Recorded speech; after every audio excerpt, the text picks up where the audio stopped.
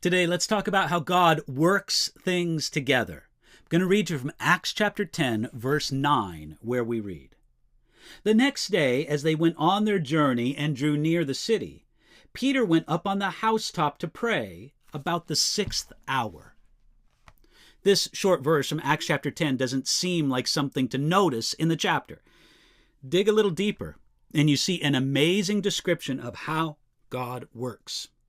Acts chapter 10, verse 9 tells us of two men who were household servants of a Roman centurion named Cornelius, who was in the category of what the Jews called God-fearers.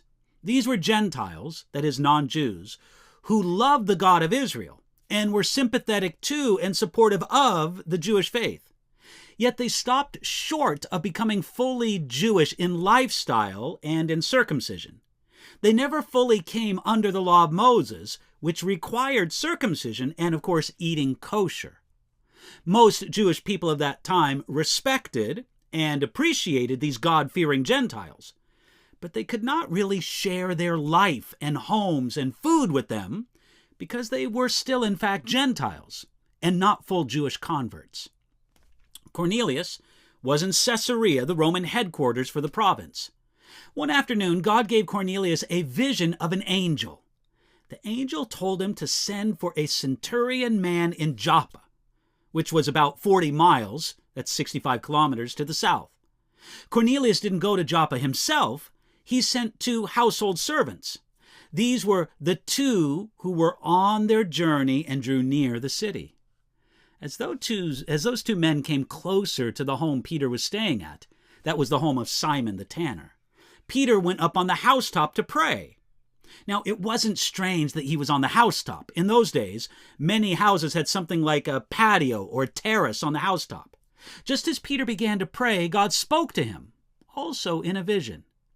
Through Peter and Cornelius, God was going to do something new and radical among his people.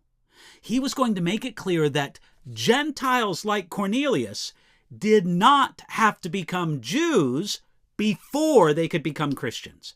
They didn't have to go through Moses to get to Jesus. They could go to Jesus directly.